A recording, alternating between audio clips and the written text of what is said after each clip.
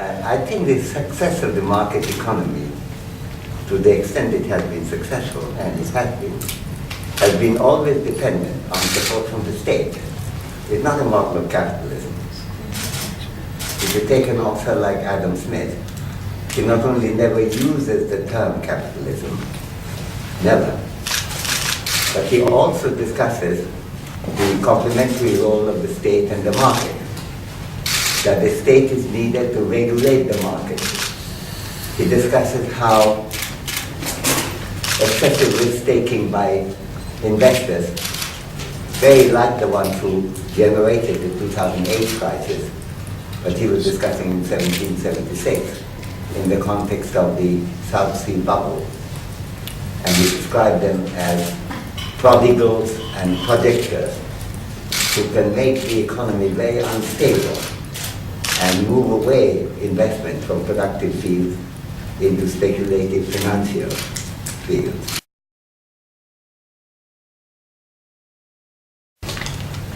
You see, I always take the view that there isn't one problem that's haunting the world. There are many problems, and the ones who identify all of them problematic. And to ask which one is the main problem is, I think, quite a hopeless exercise. It's like saying which is the main meal, lunch or dinner. I think it's generally a good idea to have both, if you can afford it. But there's also not famine, but very large amount of non-extreme hunger, as you see in India. No famine at all. Since the British left, no famine. But the non-extreme hunger is still very large in India. And that's the problem too. It makes people's health more vulnerable. It prevents the brain development of children. It affects society. There are many problems.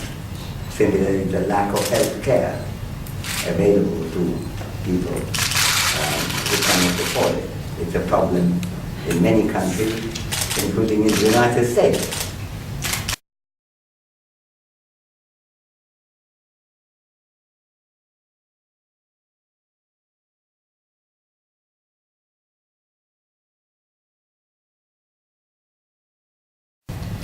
I think that's a very, very good question. Like the previous two, which were also very good questions. I think I don't know what right in Brazil means. When I hear that my friend Cardozo is regarded as a right-wing thinker, in America he would be regarded as an extreme left-wing thinker. So I'm not quite sure what the right-left distinction is. I think Latin America, when I became first aware of it, I didn't come to Brazil, I did go to Mexico, I did go to Colombia. The beginning of my own interest and work in economics in the 60s had two different problems. One was a skepticism of the market economy and a belief that there may be some danger in globalization. And that was particularly pursued even in ECLA, the Economic Commission for Latin America, which were very protectionist in their approach. The other problem was the absence of enough constructive thinking about how the state can do a lot of great things which the market would never be able to do. The discussion was very much more negative, both about the market, don't give it too much room, and about the state, more how to restrict the market rather than how to construct the basis of good living. Celso Furtado, and I often talked about this problem. He was not in spirit of the Latin American approach, including that of Spanish, but he was also, like most Latin American economists, quite reluctant to go against that general consensus. So what happened in Brazil, I think, as I understand it, is that the pro-market approach won first, and Brazil became an economy with high growth rate. but very low human development. And then over the last 20 years, it had remedied the second defect of law. And indeed, the state has become much more active, including providing health care, education for all, even the basic income for people with low income level. So I think in many ways that conversation which you're asking for has taken place and is taking place, and that I welcome. I can tell you that I'm writing at the moment with my colleague, with my friend, Ron Dwell, another book on India, where Brazil is very much an example we draw on as constructive change. It's very much based on the conversations that come together. In the 1940s came the welfare state, came the National Health Service, came widespread unemployment insurance in the country where the world didn't have in the 1930s, came much more sensible state-based pension. And this applied not only to Europe and to some extent America, excepting health care. It applied to Singapore, Hong Kong, Taiwan, very strongly, much before. Communist China. Taiwan was committed to having health care for all, covered by the state. And South Korea, and so on. So I think these economies were often thought to be great capitalist economies, but they had an active market and an active state. That's the main lesson of the 20th century. And if you're the second half of the 20th century, and if you think about the healthcare, basically it translates, I'm not commenting on Brazil particularly because I don't know now, that a basic healthcare has to be provided by the state. There's no option. I don't know any case where it works well, that private care covers everyone. And there are good economic reasons for it, like asymmetry of information, on which many economists have written, including Kenneth Arrow. But then you might allow, like in Canada, private medical practice, because you can't stop the rich from taking care of their body. If you leave them free to buy yachts and luxury trips and say, no, you can't spend on medical expenditure. So it has to be a dual system. Coverage for all to the state and allowing freedom for people to go beyond, unless you want to take everything from prevent yachts, big buildings, big cars, you're not going to do it. Now the question about Brazil and India, about being poor countries, certainly very poor countries, but they're not similarly poor. Brazil has been about 7 or 8 times richer in terms of per capita income than India. And it's still a lot richer than China, despite China's economic growth. On the other hand, relatively speaking, it's poor in the world scale. Brazil has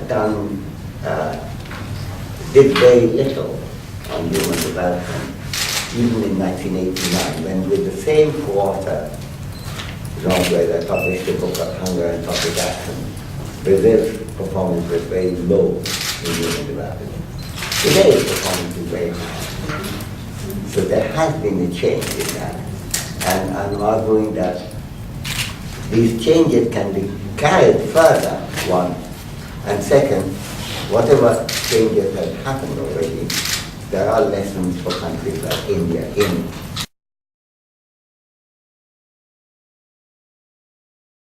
That's the basic income approach.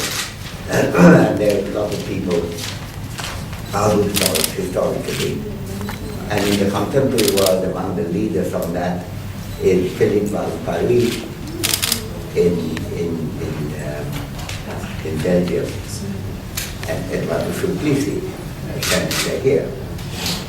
And certainly, in terms of removing poverty, it has a great advantage of speed, of getting income to people straight away, and then they can spend it as they like. And so there's merit in that.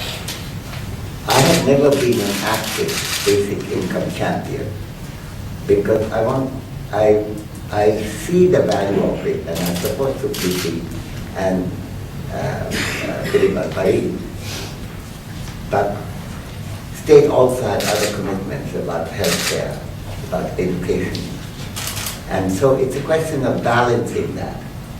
My own view is that the basic supplementary income has a limited but very important role. I'm not against it, but you can't solve the problem of poverty just with that. You need state delivery of education and healthcare. Again, like in healthcare, in education too, I wouldn't be against private schools going beyond that. But basic education has to come at a very high level in Brazil. Now, Brazil's level is a lot higher than mine in our country, in India. But it can still go further than that. It's a question of balancing. So I would put it entirely on a question of balance. It's in competition with other demands of money.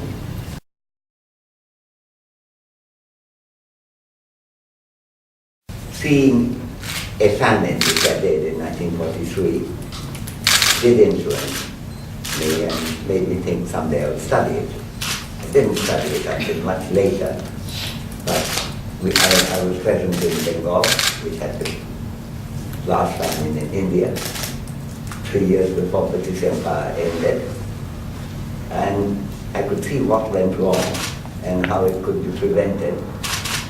And later also why the disappearance of the empire also led to the disappearance of the famine. So our interests come from many sources.